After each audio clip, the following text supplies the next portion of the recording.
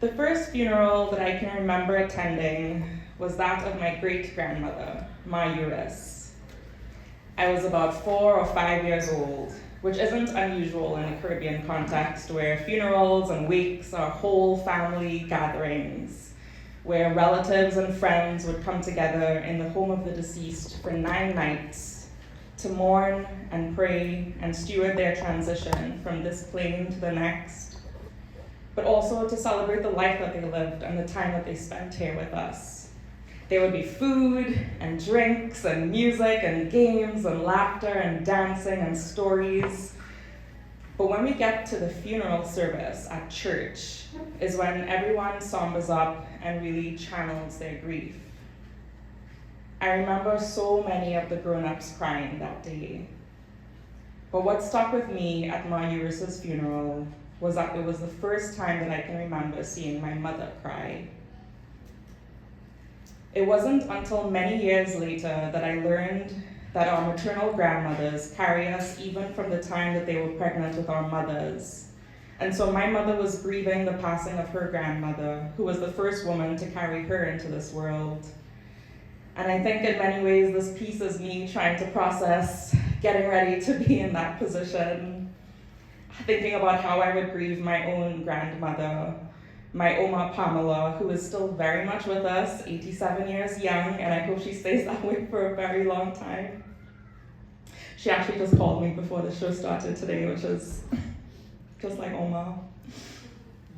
My Oma is my favorite human on the planet, with a mind as sharp as a tack and a better memory than most.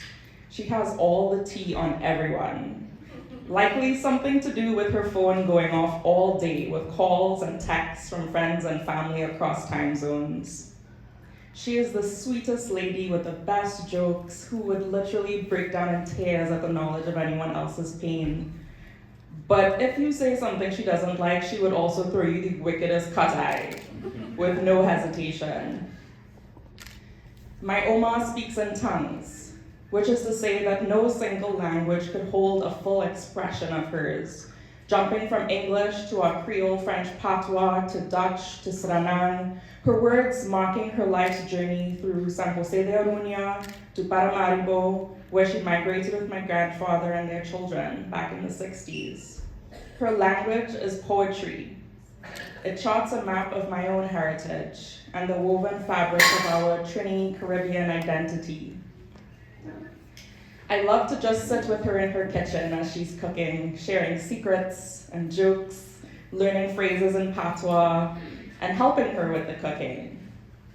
This summer, she taught me how to make her okra salad, and it was so good that we both stood there at the kitchen counter eating it with our fingers, barely leaving any for the rest of our family to have with their dinner. Last Christmas, it was her pepper sauce. She made this huge batch because my aunt wanted to take some back with her to the Netherlands. The trip before that was her amazing mango chutney. My Oma always saves an extra mango and hides it somewhere in the kitchen just for me because she knows how much I love them. Recently, I've been thinking about her cow tongue recipe. Now, if you haven't had cow tongue before, it looks about as appetizing as it sounds. And before I had my Oma's cow tongue, I would say that it tastes about as appetizing as it looks and sounds. But not my Oma's cow tongue. It's so delicious, sauteed in this white garlicky sauce that just makes the flavors and the textures sing. So much so that I'm still thinking about it years after having my last bite.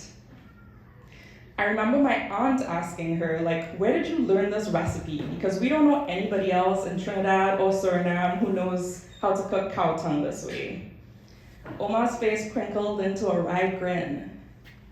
And she said, I actually learned this recipe from my old Lebanese neighbor back in St. Joseph. So naturally now, whenever I think of my Oma and her cow tongue, I think of all the grandmothers in Lebanon and too many other places who don't know if they're going to make it through the night to see their grandchildren tomorrow. And I also think about the privilege of the Caribbean experience, all the world in one place, colonialism and history throwing us together to muck it through somewhat outside of the white gaze. Back home today, everyone is in the middle of a long weekend, overstuffed with curry because last Thursday was Diwali. And here in what's currently Canada, we have some work to do in embodying our multiculturalism. But we also have an opportunity by sharing in our grief and our mourning rituals, sharing our recipes and our stories and cultures. And if we could just dig deeper, I think we'd be able to bear witness to each other's lives with an intimacy that breaks through divides. Today is All Souls Day.